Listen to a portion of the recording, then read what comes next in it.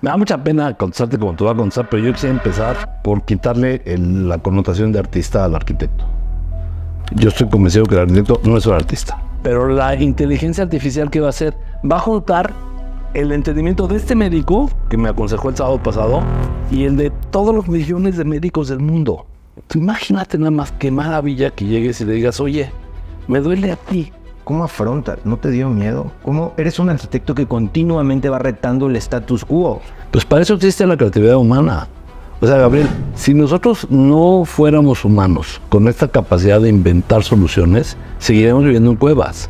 Regresando a la bicicleta, si los coches son una plaga, yo empecé a utilizar más la bicicleta cuando empezaron a haber senderos para bicicleta puntualmente, claro, o programas como el Paseo Dominical. Entonces hay una iniciativa a que empieces a descubrir eso que no hubiera llegado, no llegó por una demanda de la sociedad en curso. Esto transforma la movilidad, ¿no? Y esto es un proceso de reingeniería social.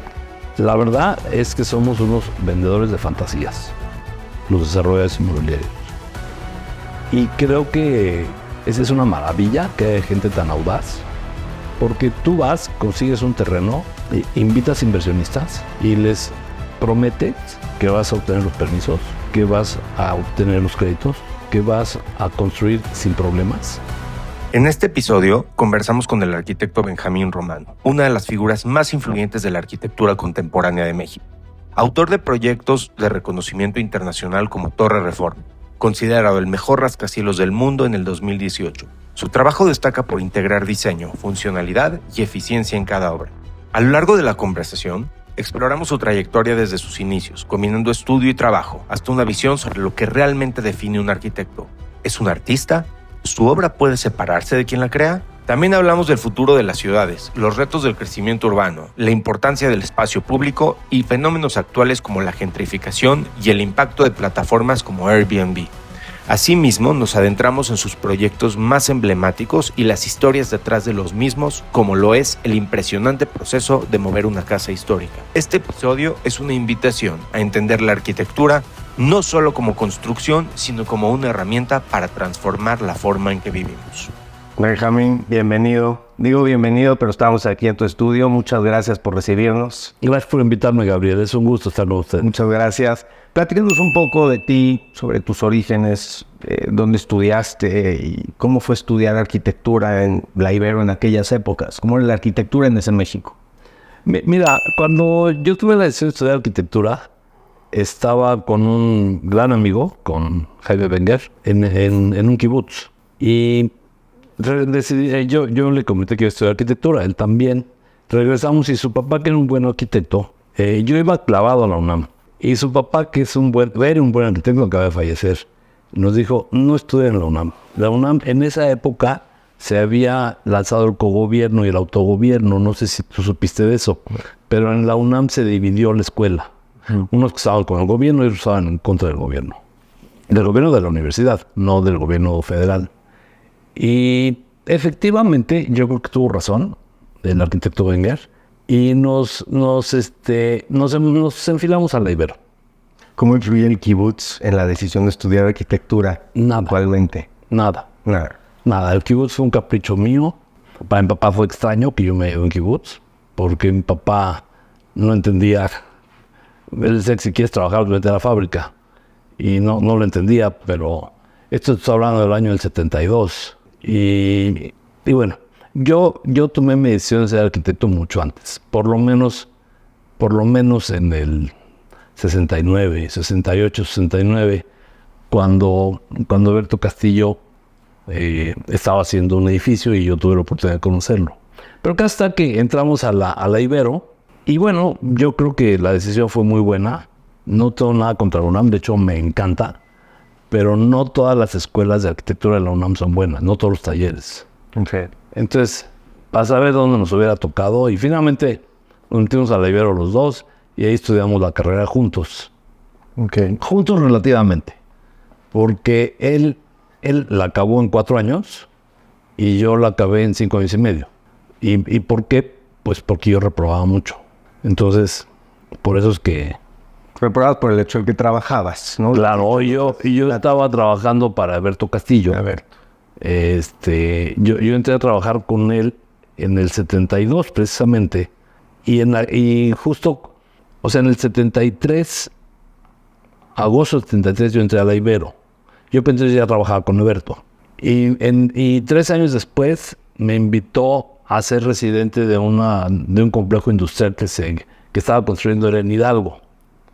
Entonces yo iba 3 veces a la semana de Iztapalapa en la Ibero a Tizayuca, Hidalgo. 3 veces por semana. Entonces, claramente yo no le dedicaba el tiempo que le dedicaban mis compañeros a las entregas, pero también quiero decir que desarrollé una habilidad que muy pocos tienen, y muy pocos porque de hecho no conozco a nadie que tenga esa habilidad. Yo me iba manejando y literalmente tenía la capacidad de abstraer mi mente, y el día de hoy mis proyectos los diseño en el cerebro, sin echar una raya. Okay. Y después lo dibujo. Pero el partido arquitectónico se ha resuelto, todo. Es esa capacidad que son de las cosas que te pasan, que son, no sé, situaciones complejas de la cual le puedes sacar un beneficio. Y yo saqué ese beneficio. Yo me doy cuenta con mis alumnos, afortunadamente tuve muchos alumnos, que pobrecitos hasta se apretaban la cabecita para ver si se les ocurrió una idea. Que no es cierto. Lo que debe ser es entender el partido arquitectónico, okay, y entenderlo en base a todo, al programa, al contexto, al sitio, asesoramiento, función, etcétera, ¿no? Y yo tenía esta capacidad, desarrollé esta capacidad de que mientras iba yo en mi carretera, 1:30 de ida y 1:30 de regreso, pues no tenía otra más que pensar en cuál era el partido adecuado. Y bueno, así fue como empecé. Muy interesante. Y así fue como reprobé muchas veces. El arquitecto Nava... Que de repente es otra forma de estudiar arquitectura. No, claro, mis compañeros nadie sabía construcción. Campo, claro. Sí, nadie sabía construcción. Yo construcción nunca la reprobé. Cuando empecé estudiando, empecé en tercer semestre, se me abre una oportunidad de trabajo y alguien que me dice, pues ya estás trabajando, no, pues vente a trabajar.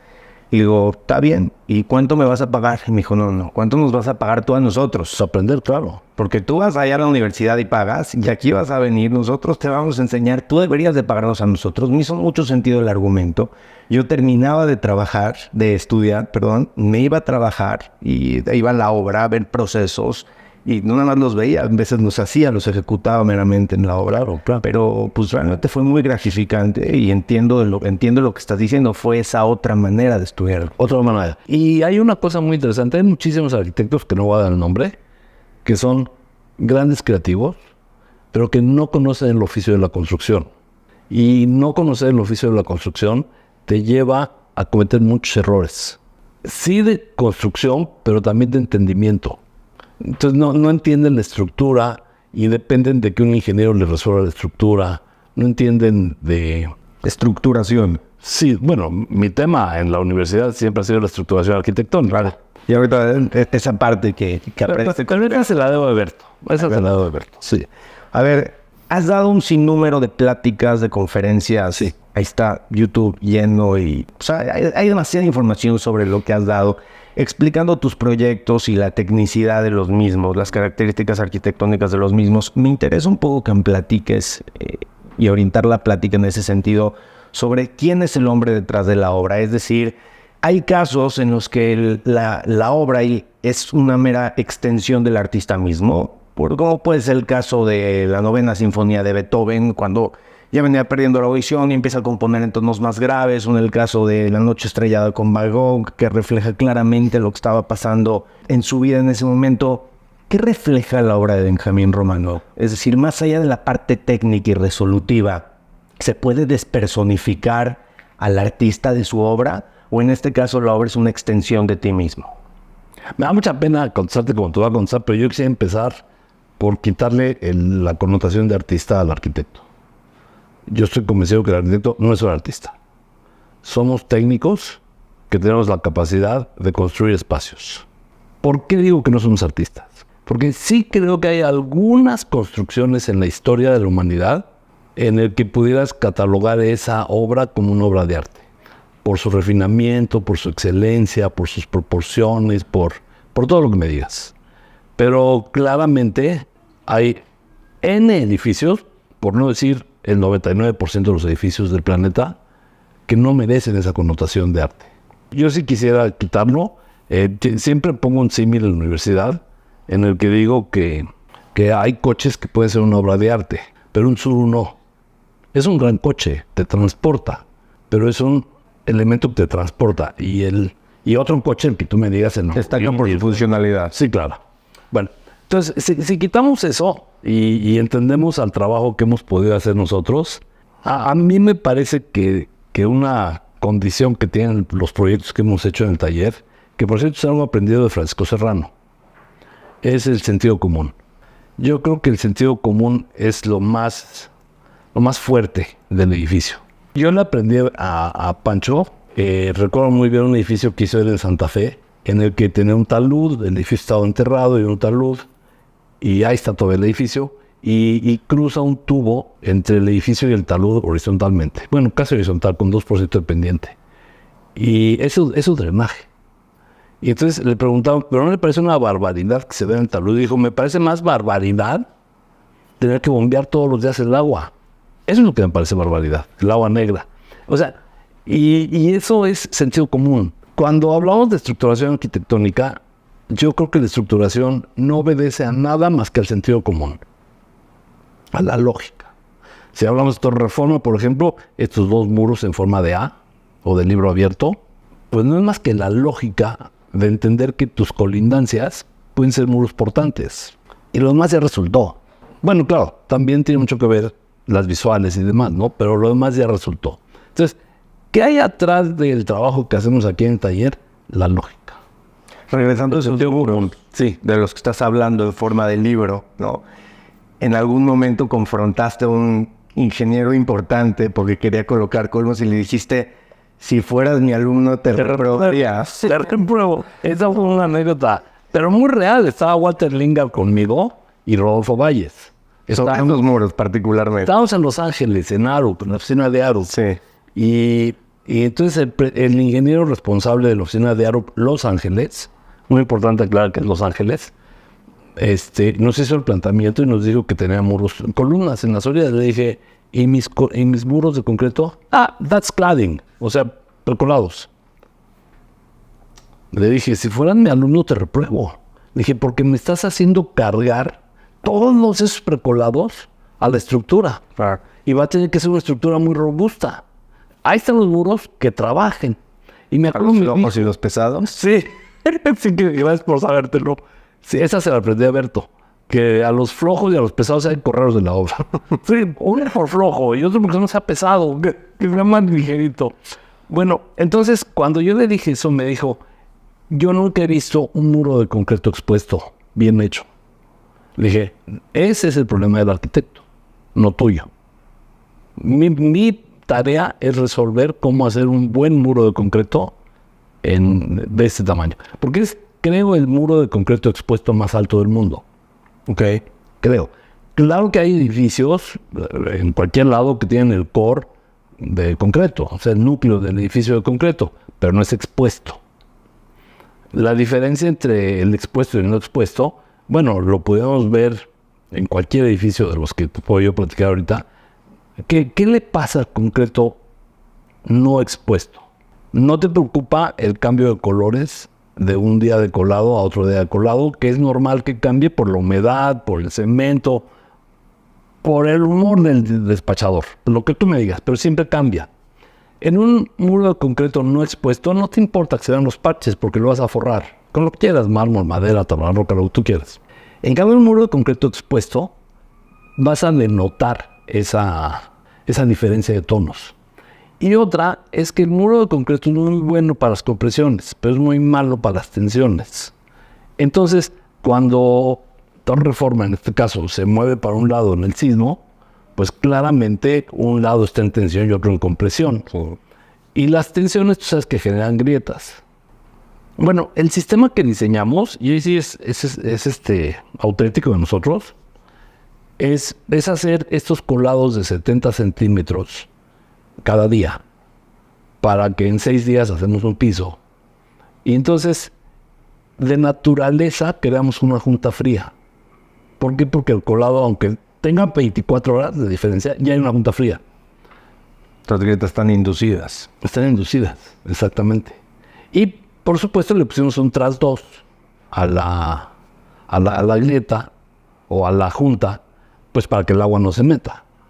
Y la verdad que ha sido un éxito. De hecho, Arup habla mucho de eso porque en sus muros de concreto expuestos y no expuestos, a los clientes les preocupa mucho las grietas. Y yo creo que es algo que cada vez se va a usar más. Ahora mismo tenemos un par de proyectos en donde va a haber muros de concreto expuesto y lo vamos a usar en un sistema. Me parece interesante ahondar en por qué 70 centímetros. Me parece interesante porque en todas estas pláticas que he tenido la oportunidad de dar, nada más recuerdo que en la UNAM me hicieron la consulta de por qué 70. Y nadie me lo ha dicho. Me parece interesante compartirlo, ¿no? 70 es 4 veces 17 es 5. Y 16, 5 es un escalón. Pero además, 2 veces 70 es 1,40. Pero 3 veces 70 son 2,10, que es la altura de una puerta. 4,20 es la altura que normalmente yo tengo de piso a piso, menos 1,40 de sistema de piso, te queda 2,80. Que las oficinas, las empresas americanas, ni te voltean a ver si tienen menos de 2,80 en oficinas. Okay. Tener más es un lujo. Entonces, nosotros nos hemos dado cuenta que el módulo de 1,05, que es el mismo de 70, de 17,5, de 4,20, de 2,10, es el mismo.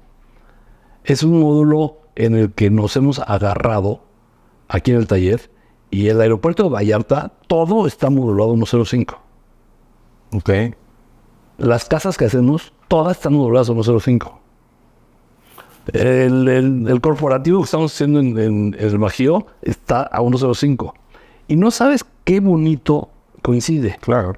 Porque tú inclusive cuando quieres hacer las ventanas están a 1,05 por 2,10. Haz cuenta, todas las ventanas de Torre Reforma, que te recuerdo que es alabeada a la superficie porque se va torciendo, todas son de 1,05 por 2,10. Y eso me permite tener stock de cristales del mismo día que se fabricó el edificio y que no cambia de color con la reposición. Tú sabes que la reposición es inevitable, por lo que tú me digas. Sí. Entonces, a mí me parece... Había una arquitecta que trabajaba con nosotros, Julieta Boy, que ella tenía una expresión que me gusta mucho. Decía que el que modula, Dios lo ayuda. Sí. Entonces, es verdad. Y encontramos este módulo de 1,05 que de verdad me parece mejor que el gringo. Porque el gringo de 3 pies, que es 91, 1,22 o 1,22, el que tú me digas, no son divisibles. Porque no te sirve... O sea, una puerta de 1,22 se cae. Entonces, me pareció interesante comentar esto del módulo de 1,05. Insisto, que se divide en piezas de 17,5, o multiplicas a 2,10 o a 4,20 o a 70 y a 1,40. Y todo es parte de un módulo. Acabo con comentas porque, como dices, el que modula, Dios lo ayuda. Sí. Y creemos que es una expresión, pero realmente está en la practicidad, ¿no? Entonces, para todos los arquitectos que nos ven, pues es algo... Claro, a mí me parece muy positivo, muy aplicable. Siguiendo un poco con Torre Reforma, has hablado mucho sobre todas estas ciudades horizontales de baja densidad que son un grave error, ¿no? Como son Las Vegas, Houston, Los Ángeles mismo, ¿no? Y en cambio, ciudades de alta densidad, como Londres, por ejemplo, pues realmente son un acierto por esta necesidad de mezclarlos. Coincido, y han habido incluso propuestas públicas para iniciativas públicas para tratar de llevarlo a cabo. La pregunta es, ¿cómo México puede acceder a este tipo de soluciones cuando por costos de construcción no se pueden apostar a ciudades verticales? Por el costo de construcción, el costo mismo de construcción. No, bueno, yo no coincido contigo, para nada. Bueno, hay que mencionar que en algún momento hubo una iniciativa en el sexenio anterior y fue cuando fue cuando las vivienderas dijeron, bueno, no podemos mantener Me queda clarísimo que las vivienderas conocen un modelo de construcción que no les fue fácil aplicarlo a la Ciudad de México.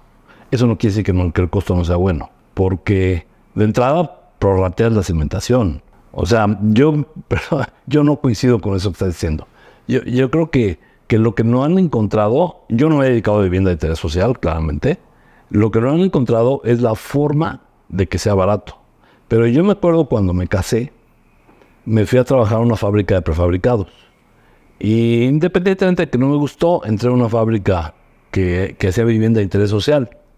Y utilizaban el sistema túnel para colar muros de concreto. Y es un sistema en el que se fabrica una vivienda por día con el sistema túnel. Por supuesto, es mucho más barato que estar haciendo casas allá en Ecatepec, que además se abandonan, porque la gente no puede seguir viviendo allá.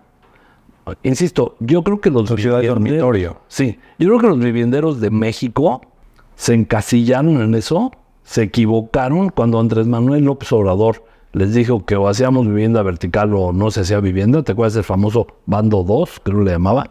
Por supuesto se equivocó Andrés Manuel, pero con todo el respeto para los vivienderos, ellos también se equivocaron, porque produjeron vivienda que no se usa, que está abandonada. Porque ni siquiera son viviendas dormitorio, porque la gente no merece tener que transportarse hora y media a su casa después de trabajar muchas horas. No merece eso. Y entonces, yo sí estoy convencido que la vivienda sí o sí se va a tener que hacer adentro de las ciudades. Lo que hicieron, hay que demolerlo, a ver qué va a pasar con eso. No lo sé, yo no lo he pensado, no tengo solución. Pero yo te garantizo que en el mundo entero se hace vivienda vertical de interés social. En el mundo entero. Y me parece que hay que apostar por eso.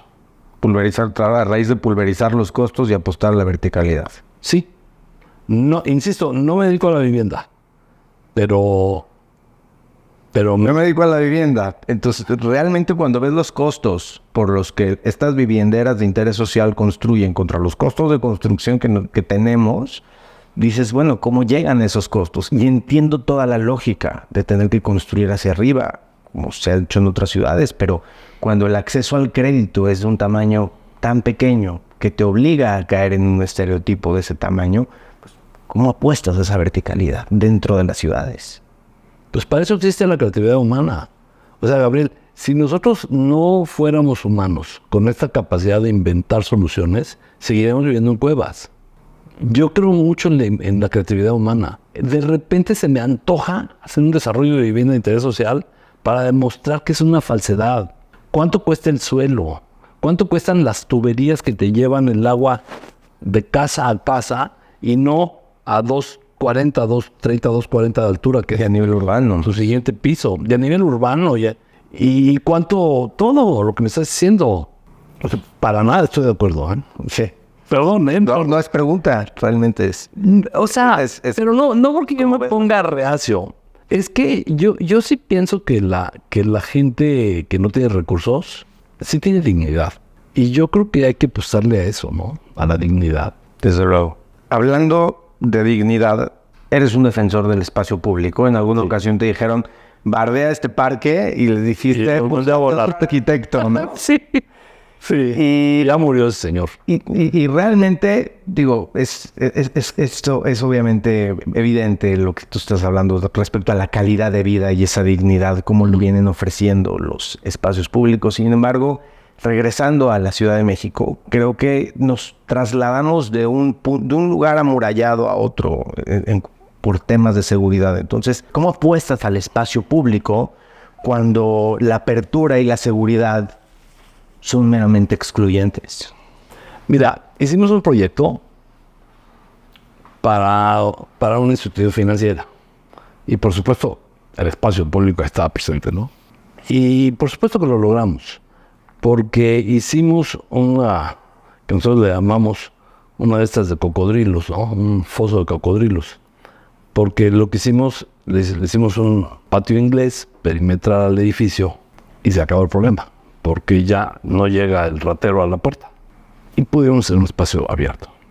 Me ha pasado en infinidad de casas y de edificios. Este mismo edificio, cuando estábamos construyendo el edificio, Si tú te das cuenta, aquí en la Plaza de Arquímedes, en este edificio donde está el mural de Chávez Morado, hay cerca de 300 metros cuadrados de aire libre en el acceso, que es muy fuerte. Que algún día, recuerdo a mi papá, lo criticaron, le dijeron, ¿cómo tu hijo está dejando esos metros ahí y no pone una tienda o un local comercial?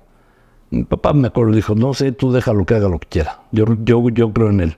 Bueno, desde entonces yo hago espacio libre, ¿no? Me parece que hacer ciudad es algo sumamente importante, y más si nosotros los arquitectos tenemos conciencia de hacer ciudad y logramos convencer a nuestros clientes de la importancia de hacer espacio libre. Me parece que es una cosa de ganar. No podemos dejar a un lado la seguridad. Es decir, estoy totalmente convencido que no puedes dejar un espacio abierto y que se meta cualquiera. Hay que cerrarlo, evidentemente. Pero no por eso no hacer espacio libre. O sea, es que te voy a contar de todos los proyectos que tenemos ahorita. Y en todos, haz cuenta, en el aeropuerto de Vallarta, hicimos terrazas al aire libre. En el aeropuerto de Vallarta tuvimos que pelear arduamente, todos, incluido GAP, para respetar la fauna y la flora del sitio. Okay. Y estamos todos muy contentos, porque dejamos una gran reserva de árboles y me parece que es un acierto, porque finalmente nosotros somos de este planeta. Por supuesto. Y hay que vivir con el planeta, ¿no? Claro. Hablando, siguiendo de hacer ciudad y de la misma transformación urbana, ¿no? Hablas mucho de espacios diáfanos, porque, o sea, diáfanos es que no tengan columnas para que nos vean. Luz, y que haya luz. Sí, que pueden ser cambiantes, incluso como le diste una mayor altura de entrepiso al estacionamiento de Torre Reforma. Me gustó eso que dices que los coches son una plaga. Son una plaga. Son una plaga, sí, sin duda. Y estoy convencido que no van a desaparecer, pero sí va a crecer el transporte público. Entonces, sí, todo esto, hemos visto, por ejemplo, plataformas como Airbnb, que han promovido un uso temporal en colonias como la Condesa, la Roma, que las han gentrificado completamente, donde ya casi no hay mexicanos viviendo ahí porque no pueden pagar los costos que implica vivir en esas colonias. Entonces se van gentrificando, la ciudad se va encareciendo. ¿Cómo ves la arquitectura y la entrada de todas estas plataformas digitales en los próximos años? ¿Cómo se va a transformar la Ciudad de México? Debería empezar por decirte que a mí no me gusta ir a un Airbnb. Y entonces, como a mí no me gusta, yo pienso que no va a proliferar. A mí me parece que las instituciones hoteleras van a retomar su camino. Y yo prefiero ir a un hotel donde sé que la toalla la lavan profesionalmente con procedimientos adecuados y no que dependo de la persona de limpieza que contrató el señor que me rentó la casa y para ver si lo limpió. O sea, yo creo mucho en los sistemas de las instituciones. No creo que vaya a desaparecer, pero yo sí creo que las instituciones del ramo turístico van a retomar el control de su oficio, que claramente lo desatendieron. Entonces, ¿cómo veo yo esto? Mira, todos sabemos que llevamos cerca de 20 años sin crecer demográficamente en la Ciudad de México. Y eso es peligrosísimo. Y claramente eso es culpa de la izquierda de México. Y no es porque yo esté en contra de la izquierda. Toda mi vida apoyé con Eberto Castillo al PMT. Pero no han hecho nada para que la ciudad prolifere. Y eso provoca que en todas estas colonias que vemos por aquí al fondo, hay a lo mejor casotas de 6 cuartos, donde hoy vive la viejita, que es la única que no se ha muerto. De toda la familia que tuvo, ¿no? El papá, mamá, hijos. Y ahí vive la viejita, o el viejito, no es el tema. A mí me parece que toda esa vivienda se debe ocupar por gente, mucha. Y yo creo que se deben permitir, la norma debería permitir tener ahí más de una vivienda. Es decir, hoy la normatividad te prohíbe tener más de una unidad de vivienda en muchos lotes de la Ciudad de México. El otro día, Chintoul decía que si pudiéramos aumentarle un piso de permisos a la Ciudad de México, un piso, un nivel, en todas las mismas colonias, aumentarle un nivel, Con eso nos daría para no sé cuántos años de crecimiento de la ciudad. Y claro, no estoy diciendo que le subamos un piso a una casa que estuviese para 2, pero si en un predio tengo derecho a hacer 5 pisos, 6 pisos, hacerle uno más. Y eso nos permitiría llenar a la Ciudad de México de gente. Y por supuesto, si traemos algo de industria no contaminante, sobra decirlo, a la Ciudad de México, la Ciudad de México puede crecer. Lo que pasa es que la población no ha crecido, no porque hayamos dejado de reproducirnos.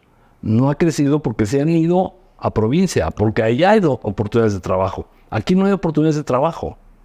Y ese es un error muy grave de los últimos gobiernos O permitir una mayor densificación. O permitir una mayor... ¿no? Pero Si era de las dos. Pero tú puedes vivir donde tú me digas, pues si no hay trabajo y te ofrecen trabajo en el Bajío, pues te vas al Bajío o a Mérida, no sé, a donde sea. Y eso, para mí, es una falla brutal de los últimos 3 sexenios.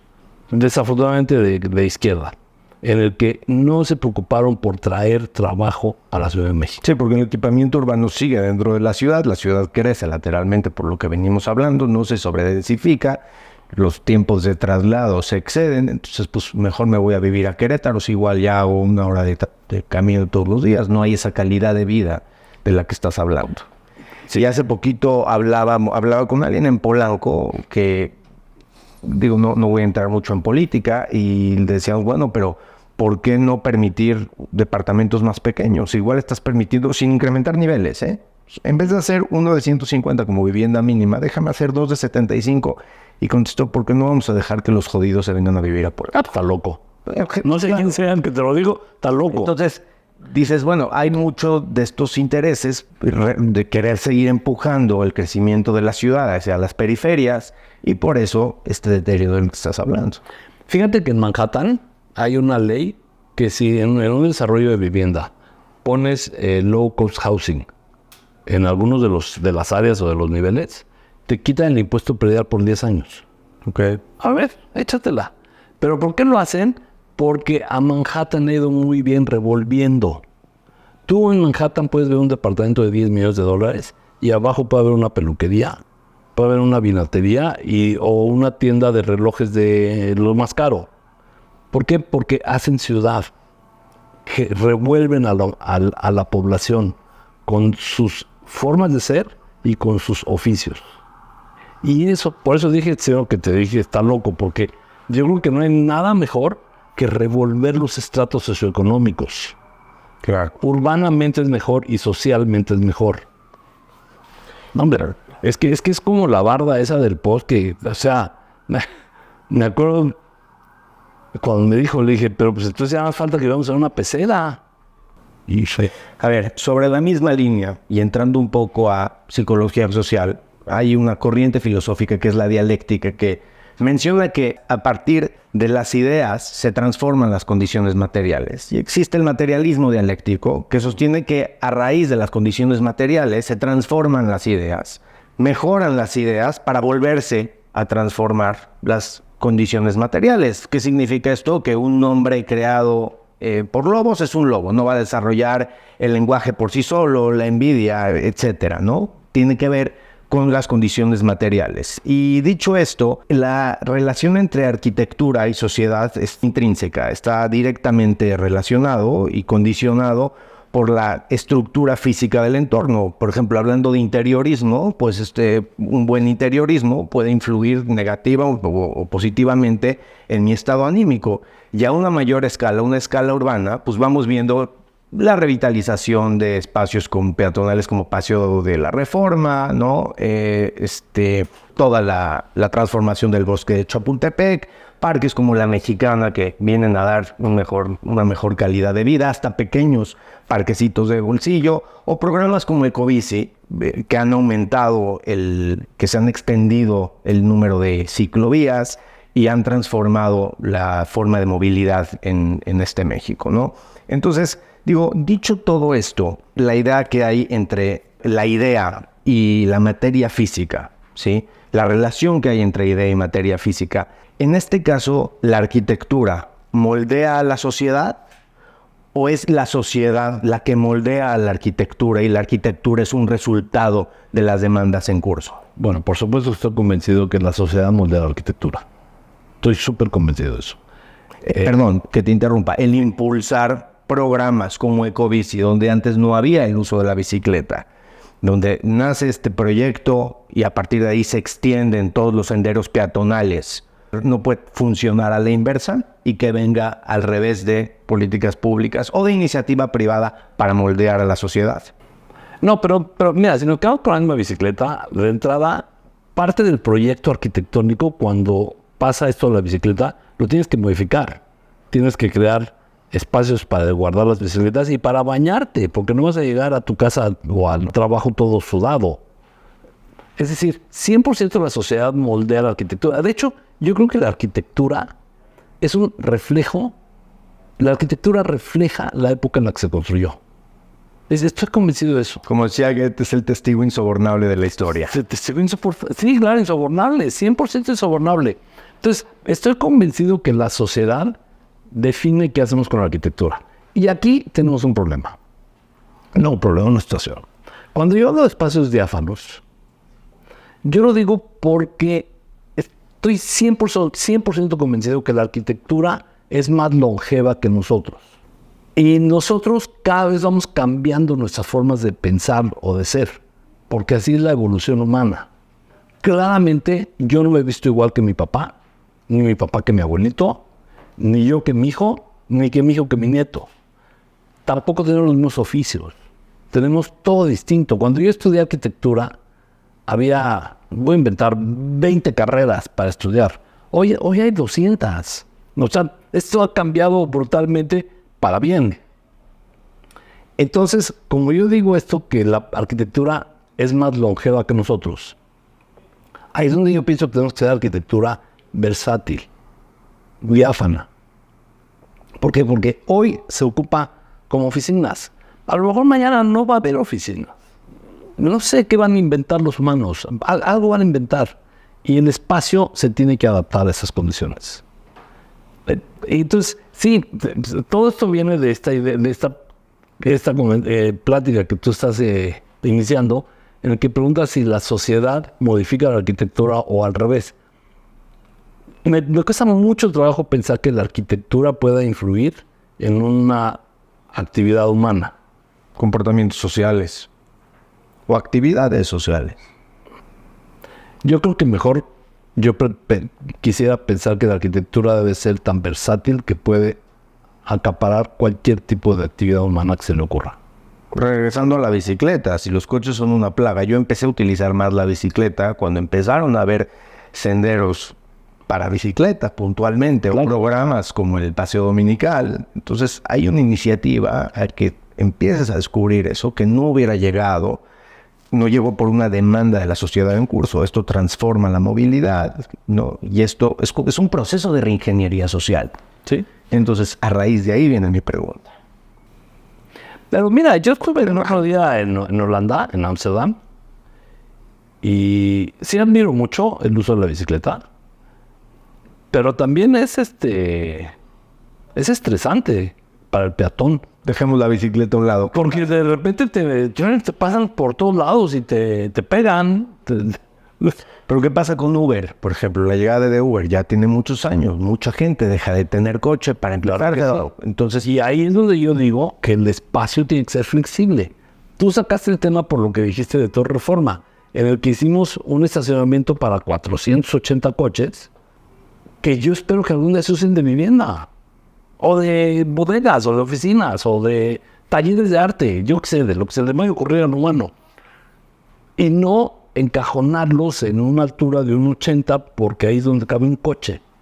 Porque creo que es un error hacer una arquitectura tan cara para un proceso del automóvil que seguramente es finito. O sea, seguramente se va a dejar de usar.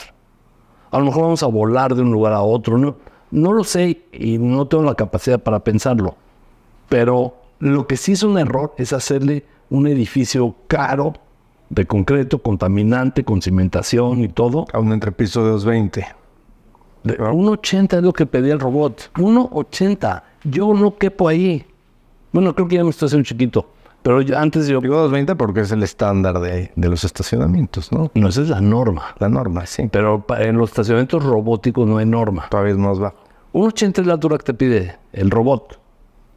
Por cierto que en 3 Picos, claramente ahí no se puede hacer vivienda porque está enterrado el robot. Y en aquel entonces, que tenían muchos problemas con la autoridad porque... Fue cuando esta señora Cuevas dijo que no se iba a construir ni 1 centímetro más en Polanco. No sé si te acuerdas. Me obligó a hacer estacionamientos de 2.30 de altura. Me obligó. Ridículo. Pero bueno. Pero esto... Es que fue como hacer un reloj, ¿no? Me interesa un poco esa analogía. Yo pienso que 3 Picos es de lo mejor que hemos hecho en este taller. No sé si lo conoces por dentro. No.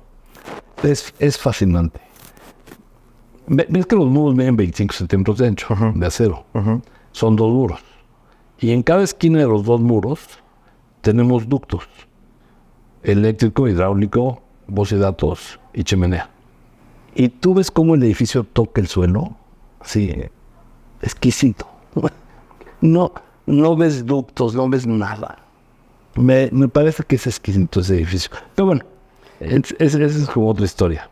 Eres un arquitecto muy pragmático y dices que no crees en la inspiración, que crees en el análisis, ¿no? Y sí, que realmente los edificios, al igual que el cuerpo, son un análisis de flujo y hablas mucho de esto. Me recuerdo la historia cuando yo entré a la Universidad de Arquitectura. El primer día, en el auditorio nos dijeron, levanten la mano los que vienen de medicina o son hijos de doctores. Y la mitad del auditorio levantamos la mano, ¿no? Entonces, y regresando a la misma a la pregunta inicial sobre, la obra de Da Vinci, más allá de hablar de su maestría artística, desde luego, pues habla de un profundo interés en el cuerpo humano y en la anatomía, ¿no? Has hablado del posicionamiento del corazón y su posición estratégica en el cuerpo para bombear. Y hablas incluso Torre Reforma, ¿no? Que a pesar de la inclinación que responde a la normativa, pues también hay una parte de proporcionalidad áurea, claro, que viene de la corporalidad humana, la proporcionalidad áurea. Cuéntame un poco cómo es esto de cómo analogizas la arquitectura y el cuerpo humano y cómo te ayuda esto. Pues es un tema que me apasiona. Lo que me estás preguntando me apasiona. Porque tú cuando ves un cuerpo humano, es fabuloso cómo respiro. Y mi aire no se contamina con mi excremento. Y como, y hay todo un proceso y digiero y saco mis excesos o mis excrementos, pues como se debería llamar. Y esto que ya tú mismo lo dijiste, que dónde se ha puesto el corazón y dónde se ha puesto el cerebro y demás. Y yo sí creo que los edificios deberían estar pensados en términos, sus flujos, en términos muy parecidos a la humanidad. Porque los flujos de un edificio determinan si el edificio va a funcionar sano o no. Si yo tuviera una malformación y tuviera el corazón malformado en otro lado, mi vida o va a ser muy penosa o muy corta. Porque el cuerpo no está diseñado para eso. Y lo mismo le pasa a un edificio. Cuando está mal diseñado, tiene una vida penosa. Y si no es que lo van a demoler por ineficiente y por mal. Y lo mismo me pasa con los huesos. Estoy convencido que si estuviéramos viendo ahorita a un caballo o a un ser humano, hombre o mujer, o estuviéramos viendo cualquier otro animal de la naturaleza, cuando este cuerpo tiene malformaciones, su cuerpo no es bello. Cuando un cuerpo está de proporciones correctas, porque lo que hablamos hace rato de la proporción áurea, estoy convencido que tiene mucho que ver la proporción. Cuando tú un cuerpo lo tienes proporcionado... de la corporalidad. Claro. Cuando está proporcionado, el cuerpo es bello. Ya sea de un caballo o de una mujer o de un hombre. Me da lo mismo. El cuerpo es bello cuando tiene buena proporción. Y lo mismo le pasa a la arquitectura, porque resulta ser que la estructura pues son los huesos del edificio. Porque yo todavía no conozco un edificio molusco. Nunca lo he visto en mi vida. Pero la estructura, que es exactamente como los huesos de mi cuerpo, tiene que responder a su lógica y a su proporción del edificio. Hace tiempo hicimos un edificio con un diagrid que funciona casi como Birender, pero realmente no es Birender porque está a 45 grados. Y nosotros lo diseñamos robusto. o lo pensamos robusto en los planos. Y en el concurso ahí ganamos. Pero cuando entramos a diseñar el cálculo, a calcularlo, ya no nosotros, sino el despacho de ingenieros, se redujo muchísimo. Y agarró una proporción magnífica, que no se la dimos nosotros. Se la dio la lógica. Y cuando la lógica interviene, es cuando agarras unas proporciones bellísimas, bellísimas. Que es lo mismo del cuerpo. O sea, no quiero ofender a ningún ser humano, hombre o mujer o lo que sea, pero cuando los huesos están bien diseñados, el cuerpo de ese ser humano es muy bonito, muy bello. Cuando hay deformaciones, malformaciones, que quedó chaparro, que ya se pierde la estética. Agarrará otra estética. Como decías, ¿no? Si los dedos están ahí por algo. Y de la misma manera, si está en el edificio, pues tiene que estar ahí por algo. En toda reforma, tenemos el diagram que son dos tensores diagonales. Sí. Pero no sé si tú te recuerdas que en el vértice tiene un elemento vertical. Sí. Que es de lo más extraño. A mí me gusta mucho cómo se ve. Ese elemento vertical nada más sirve para dividir por dos el claro muy grande que nos quedaba de tensor a tensor en el piso inferior al nodo. Cuando estábamos resolviendo la estructura, recuerdo perfecto, Walter Lingard, Rodolfo Valles y yo. Y Rodolfo Valles nos hizo notar que era un error el claro tan grande que había entre los dos tensores cercanos. Entonces yo propuse poner ese elemento vertical y me acuerdo que Walter me dijo, no, a mí parece un moco. Le dije, pues será moco, pero resuelve la estructura. En resumen cuentas, se quedó el moco, el famoso moco. Y yo creo que la hizo una estructura única, que nadie tiene. Y me parece magnífico eso. Increíble. ¿Pero por qué? Porque se necesitaba. La alternativa hubiera sido que las vigas horizontales ahí incrementaran el pedazo. Las manos, sí. Entonces, yo prefiero ver ese moco ahí colgando, que está cargando, y que funciona muy bien. O sea, insisto en lo que te dije hace rato, me parece que la arquitectura debe ser con sentido común. Si no hay sentido común, ya lo digamos. Diste clases 30 años, ¿no? Cerca de 30 años. 29 y medio. 29 y medio.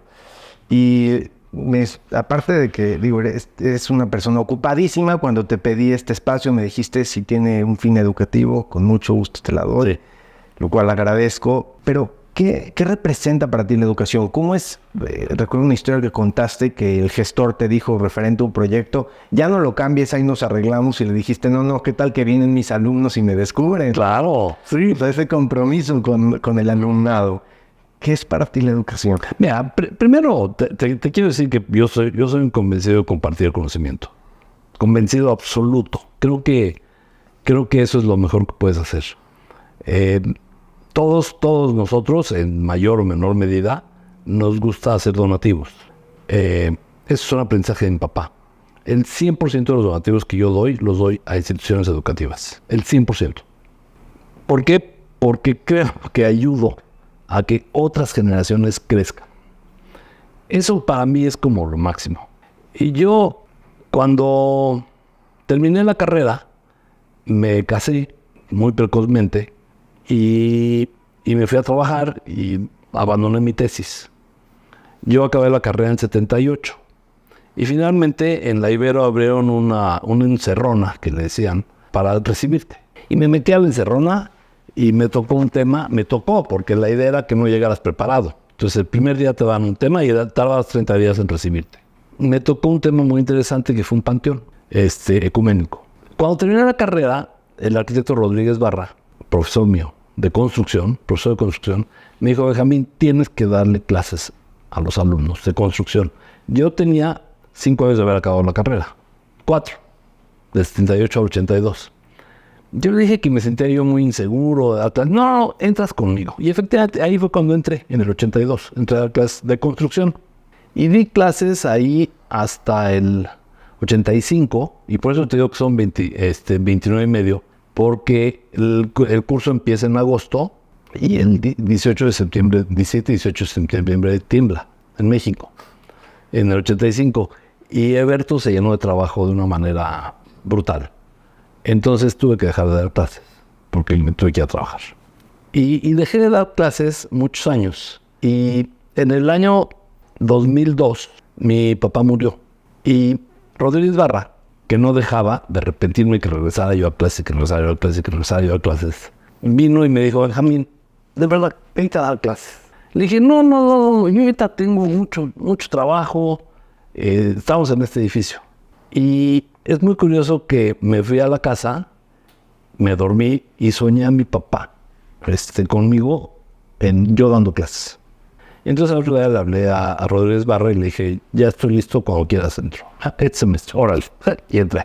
Y siempre me he sentido muy bien compartiendo la educación y aprendiendo de ellos. Yo creo que yo les debo más a los alumnos que ellos a mí. Y otra, que es lo que tú acabas de decir, este compromiso que te da la docencia, porque tú no puedes hablar del espacio público y no hacerlo, porque pues entonces ¿dónde está tu autoridad o no sé, ¿dónde quedas, no? Hay una disonancia. Entonces, para mí me ha ayudado mucho en compartir el conocimiento, en aprender de ellos y en esta... Pues es que me da pena decirlo, pero luego hasta los uso de excusa a mis exalumnos. Porque les digo lo que tú dijiste, no hombre, luego se van a enterar que no lo hice, me da mucha pena. Que realmente es una excusa. Yo mismo no lo hago porque no me gusta, pero me gusta decirlo eso cuando se lo digo a alguien. Y estoy contento. Hablando de esta parte de que tú aprendes de los alumnos. Sí, mucho. Y regresando a Torre Reforma un poco, en algún momento mencionaste que utilizaste el BIM para Torre Reforma. Para los que no saben qué es BIM es este modelado tridimensional colaborativo donde se alcanza a visualizar cada elemento del edificio, ¿no? Y es un sistema altamente tecnológico y me sorprende que realmente estés utilizando todas estas herramientas sin ser un arquitecto que acaba de egresar y que esté empapado con esto. Y en ese orden te pregunto, ¿cómo crees que va a impactar o que ya está impactando la inteligencia artificial? Yo creo que está impactando para bien y va a impactar para bien. ¿Cómo va a impactar? Para bien. Vamos a empezar por eso, para bien. Mira, el BIM, o lo que le llaman en inglés Building Integration Model, lo que te permite es integrar los elementos que conforman un edificio digitalmente y no llevarte la sorpresa a la hora que estás construyendo que el tubo cruza con una varilla o que no sale el aire, o etcétera, ¿no? Entre muchas otras cosas. Entre muchas otras cosas. Sí. Yo creo que el BIM es una súper herramienta. Pero hay muchas otras herramientas. ¿Ves las perforaciones que tiene Torre Reforma en los muros de concreto? Esas perforaciones obedecen, en primera instancia, a que Arup me pidió unas aberturas de 3 pisos por 3.15 de ancho. Y se ven espantosas. Esas como ventanotas. ¿Por qué me las pidió?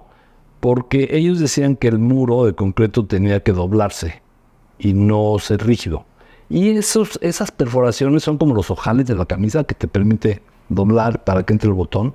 Entonces, cuando empezamos a trabajar eso y aprovechando la modulación de 70 centímetros, yo le pedí a un exalumno mío que me ayudara a usar el Grasshopper para diseñar esa fachada. No es que el Grasshopper la diseñó. Lo que pasa es que nosotros a Grasshopper le dijimos, aquí van columnas, aquí van ventanas. Explícanos qué es el Grasshopper. Es muy interesante. El Grasshopper es un software que se copia, por ejemplo, las condiciones de mi piel. Claramente esta piel, por tanto que la muevo, es mucho más dura que esta. Mi espalda es mucho más dura que mi asentadera. ¿Y por qué es así en mi piel? Porque responde a distintas necesidades o a distintos esfuerzos con los que uso. Y entonces, lo interesante del Grasshopper es que te ayuda a diseñar la piel de un edificio usando la misma lógica que usó tu cuerpo para formar estas dobleces o estas texturas. Porque hay otras pieles que son muy sensibles y hay otras pieles que son poco sensibles. Y entonces, cuando tú eso lo refieres a la arquitectura, le dices al Grasshopper, oye, mira, este es mi edificio, en el caso de Reforma, tengo estas horizontales acá a 70 centímetros, tengo estas necesidades de hoyos para ventilar, de hoyos para ver, de hoyos para Arup, de hoyos para drenes, todo lo que tienes que tener, ¿no? Entonces el Grasshopper pone a hacer iteraciones en su inteligencia artificial. Y de ahí te empieza a aventar soluciones gráficas de esas perforaciones. Claro, ahí entra hoy el ser humano, no dudo que algún día no vaya a entrar, ahí entra hoy el ser humano a poner orden en esas perforaciones. Tú al Grasshopper le puedes dar proporciones áureas, te puedes dar lo que tú quieras. Finalmente es una inteligencia artificial que te ayuda a diseñar. Cualquiera diría que las perforaciones del muro de concreto de Torre Reforma es o un código o un capricho. ¿Y por qué te digo? Yo le dije al Grasshopper, le di las gráficas de los últimos sismos de la Ciudad de México. ¿Por qué? Porque esas aberturas de 315 por 3 pisos, por 1260, esas aberturas eran para el sismo, para que con el sismo el edificio se mueva. Entonces, yo le di al Grasshopper las gráficas de los sismos de México. Entonces, claro, tú lo ves y como hay una lógica atrás de eso, lo ves bonito. Si no hubiera una lógica, no lo verías bien. Entonces me dices, ¿en qué nos va a ayudar la inteligencia artificial? Pues en pensar. Nos va a ayudar mucho a pensar. Y si la usamos bien, nos va a decir, no, Benjamín, estás equivocado. Ese partido es un error. Este es un mejor partido arquitectónico. Nos va a ayudar a pensar. No va a reemplazar al arquitecto, sino que va a ser una herramienta más. Una herramienta. Yo voy a seguir yendo a ver al médico y le voy a decir que me duele esto. Mi suegra el sábado pasado le salió una irritación en el perímetro de los ojos y le hablé al médico, al dermatólogo. Me dijo, ¿tiene maquilladas, barnizadas las uñas de rojo? Sí, que se las limpie. Y se le quitó. Es decir, afortunadamente este médico tenía el conocimiento que el pigmento rojo generaba una irritación en la piel. Pero la inteligencia artificial, ¿qué va a hacer? Va a juntar el entendimiento de este médico, que me aconsejó el sábado pasado, y el de todos los millones de médicos del mundo. Tú imagínate nada más qué maravilla que llegues y le digas, oye, me duele a ti. Entonces te van a dar una solución en base a tu cuerpo, género, edad.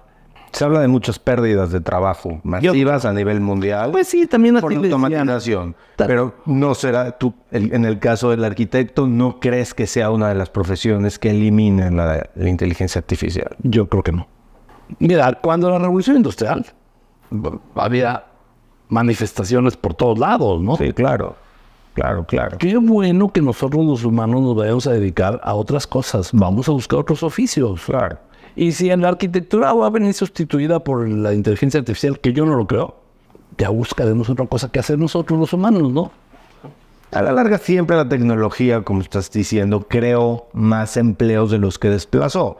Lo que va a tener que cambiar nuestra capacidad reinventiva, porque la automatización llega mucho más rápido. Cuando antes les dijeron, oye, ya vienen los coches, ya vienen que se sustituyeron los faroles por lámparas incandescentes, pues fue un proceso que tomó 70 años. Claro. Hoy viene de un día para otro la automatización. Eso es lo que asusta. Y si me van a hacer un video equivocado en un ambiente, pues nada, voy a tener que manejar mi verdad y a lo mejor la humanidad va a desarrollar un proceso para notar que es falso. Claro. O sea, la verdad que son muy inteligentes los humanos. La verdad, es una... El mundo se autorregula solo. Se autorregula.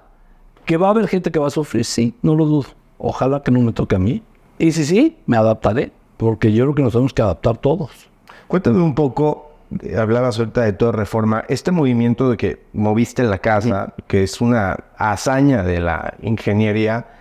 Platica un poco la parte técnica, pero platícame un poco cómo afrontas ese miedo. Yo me dedico también, soy desarrollador inmobiliario, cuando veo una casa que está catalogada ya sea en su totalidad, o la primera crujía, o solo la fachada, pues muchas veces hacemos de lado el proyecto por no querer entrar en todo lo que implica, ¿no? Ya si hablas de mover una casa, pues ya estás hablando de una hazaña, algo muchísimo más complejo, pero ahorita platícame sobre eso, pero también platícame ¿cómo afrontas? ¿No te dio miedo? ¿Cómo eres un arquitecto que continuamente va retando el status quo?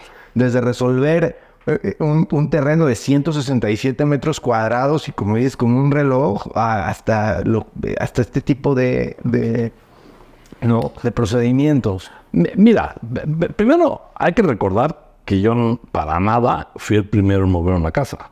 En Guadalajara, el ingeniero Matute movió un edificio de teléfonos de México 1 metro. Y no nada más eso, lo movió sin que se desconectara ningún teléfono en ningún momento de la historia.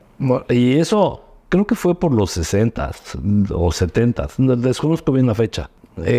Eberto Castillo también le pidieron que resolviera una iglesia que se estaba cayendo porque el río estaba cambiando su curso. Y entonces estaba como devastando, erosionando pues el espacio donde estaba. Y me acuerdo de Berto, le dije, ¿qué va a hacer el ingeniero? Y me dijo, pues la voy a clavar a la tierra, le voy a poner una pila y la voy a clavar a la tierra para que ya no me preocupe que se desgaste el cerro, me vale. Ese tipo de conocimientos cuando los captas y los metes a tu cerebro, que imagínate tener una inteligencia artificial, qué padre estaría, ¿no? Pero lo metes a tu cerebro y te invitan a ver un terreno que tiene una casa catalogada y que te dicen los dueños que no se quieren pelear con las autoridades, porque ya todos sabemos lo que pasa. Y le dije, me parece perfecto, pero no te preocupes, la movemos. ¿La han movido? No, yo nunca la he movido. Pero ya movió el ingeniero Matute. ¿Y por qué no la va a mover yo? O sea, si él ya lo hizo, ¿por qué no lo voy a hacer yo? Y de ahí fue todo y lo hicimos. Pero me preguntas que cómo manejo eso. Nosotros movimos la casa un 14 de febrero. Y salimos del desplazamiento a las 11 de la noche.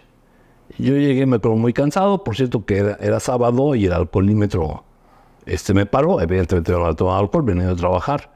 Pero me pararon porque me vieron la cara como... demacrada. Sí. Y me dice, es que lo vemos mal. Le dije, sí, pero vengo a trabajar todo el día. Me acuerdo que le dije al policía, sí, váyase. Me fui y me dormí.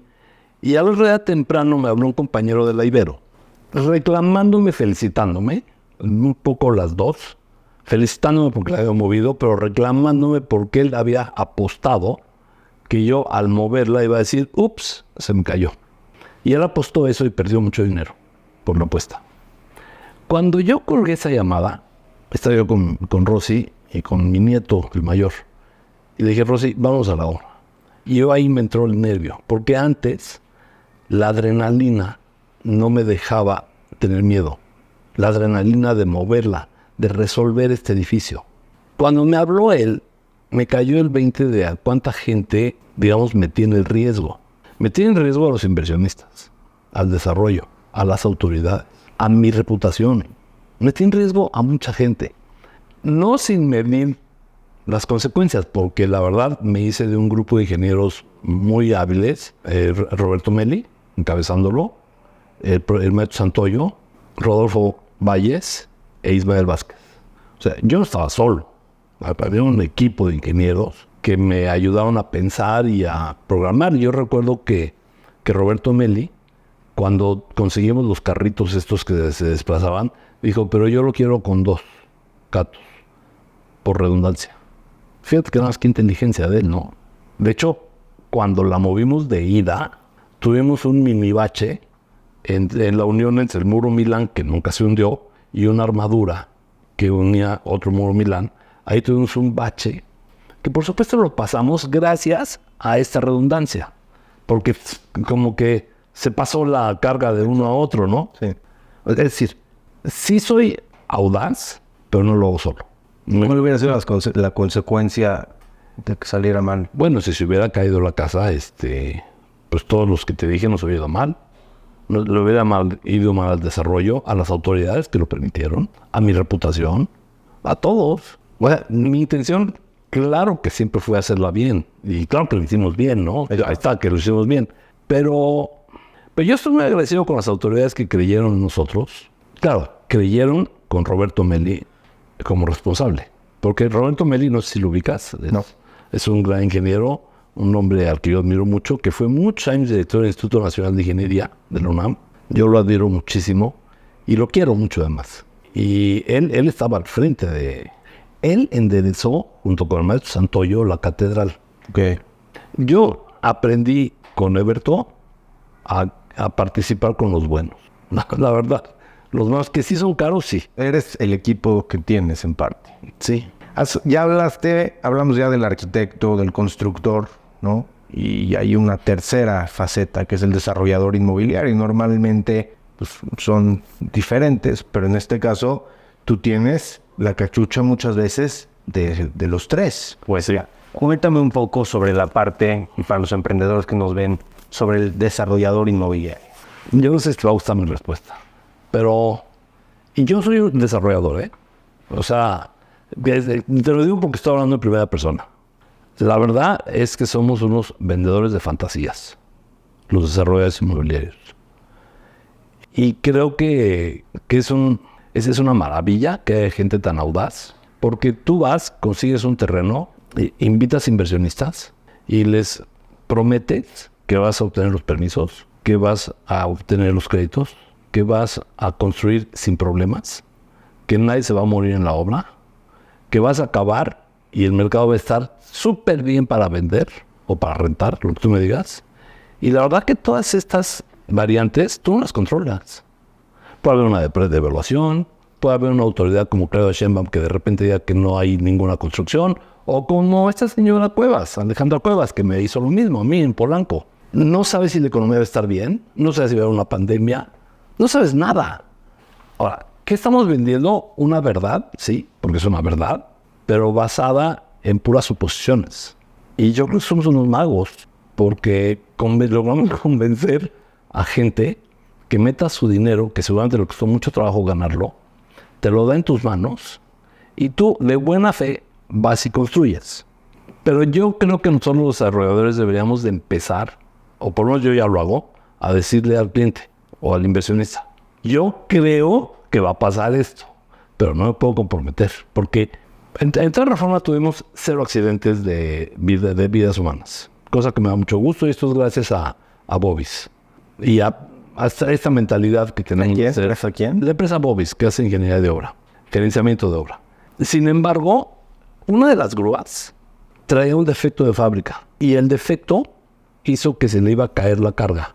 Pudo haber matado a algún peatón que venía por ahí pasando o a él mismo, porque al caerse la carga, la grúa se puede haber caído y entonces él tomó la decisión instantánea, que para mí es un héroe, de girar y dejar caer la carga encima de la Torre Mayor.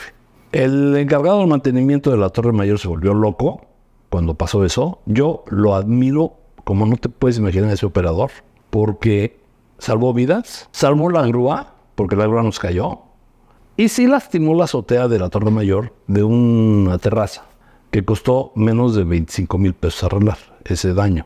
Y el señor de la Torre Mayor, pues, nos demandó y nos clausuró la obra, y estuvimos un mes clausurados, y puso una demanda penal, y bueno, todas las historias, ¿no? Pero eso es porque es un tipo tonto, él. Pero yo cuando le ofrecí a los desarrolladores de Torre Reforma que iba a terminar en tiempo, yo nunca consideré ese mes de obra, de la grúa, claro. Y es un accidente, sí, que pasa. Claro.